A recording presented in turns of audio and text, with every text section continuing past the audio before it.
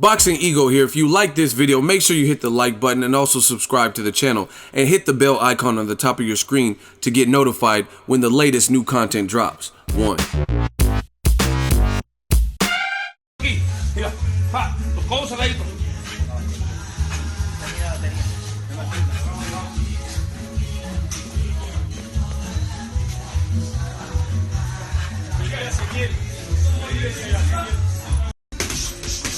Más fuerte. Ahí. Dos. Bien. Un doble. Hacia derecha. Suelta, suelta.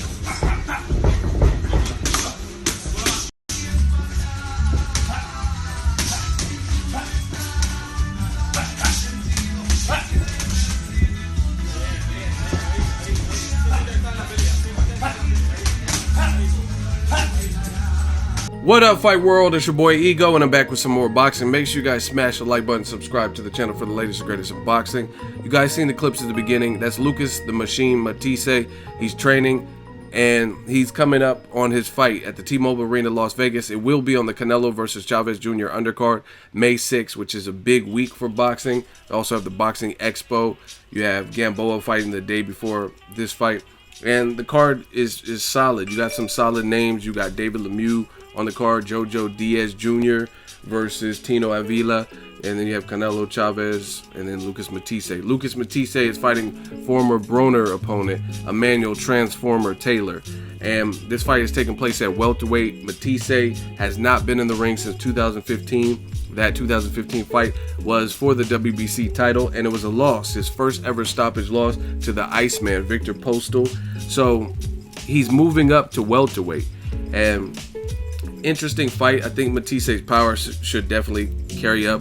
I remember seeing an interview. Tim Bradley said that nobody's hit him as hard as Matthysse, and that was in sparring with sparring gear on, headgear, and bigger gloves. And he said Matthysse got cracks. So I think his power should transition well. Now the intrigue is, how is his power going to look at welterweight? Even though I think it should do good, you still got to see it. But more importantly, how is he going to look coming off a first ever stoppage loss? He took all of 2016 off, and he's moving up in weight. And you don't know, sometimes with power punchers, it's not that your power goes away, but your confidence does. They say power is the last thing to leave, but your confidence can go a lot sooner. And I want to see how Matthysse looks coming off of a long layoff, the longest that I could remember, and not necessarily looking like the machine in his last fight. You know what I mean? He got stopped and basically did a no mas and ended up quitting. Postal, I think he has decent power, but I don't think he has the biggest power that Matthysse ever seen. But he grew frustrated. This was for a WBC title, and that could have got you in a position to get a bigger fight, and you end up losing that. Been on a long layoff. So I want to see how he looks after that devastating knockout loss. Also, I want to see how he looks with Joe Diaz, who was training Ruslan Provodnikov, but I haven't heard of, I don't know where Ruslan's at anyway, so I doubt that they're sparring together, even though they fought as pros. So it'll be interesting to see how that pairing will work with Joe Diaz and what the machine Lucas Matthysse is going to bring. He's saying he wants Keith Thurman, he wants a rematch with Danny Garcia. I want to see how he fits into the welterweight picture. The fight, before you start getting rematches with Danny Garcia, even though he just lost to Keith Thurman, he's more far along, I guess you could say, in his welterweight career. So I don't want to see that straight away. But what I do want to see is a fight with Adrian Broner. Broner says he can't make 140 no more. He called out Matthysse years ago, and Matthysse actually was the one that says, after Chino beat him, a fellow Argentine, he says, what's the point of fighting Broner? You don't have no title. So he was not really looking for Broner at the time, but Broner did call him out.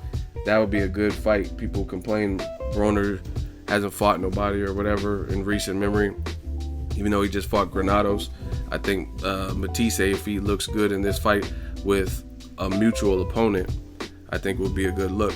As far as Emmanuel Taylor, I really don't know. He hasn't looked the same. He gave Broner a very tough fight in Cincinnati, but he hasn't really looked the same since that. He is on a 2-win streak, but he also has 2 losses, I believe, in recent memory. I know he lost to Orozco, and I haven't really seen a significant win from him in quite some time. But And he's a career 140 pounder. He fought Broner at 40. He fought my dude Kareem Mayfield. So I don't know how much experience he has off the top of my head at 147. And he's going in there with the guy who, if confident, if he feels good, he looks like he's at a good weight right now, then his power should carry up. So I'm not sure how Emmanuel Taylor is going to deal with power at 147. From the past with Orozco, who just stopped Keandre Gibson, he looked tough in that fight. You know what I mean? That was a good competitive fight. So Taylor seems tough, but we'll have to see, because I don't remember him fighting at 147. Let me know how Lucas Matthysse fits in the welterweight picture from your view. Drop it in the comment section. Make sure you share the video, like the video. As always, hate, comment, and subscribe. Till next video is Ego signing off. So if you enjoyed this video and want more content like this on the channel, you can show your appreciation by going to the PayPal donate button or the YouTube support button, and you can donate any amount that you feel is equivalent to the value of this video. Much more to come. Thank you guys for your support. Boxing Ego, the future of boxing.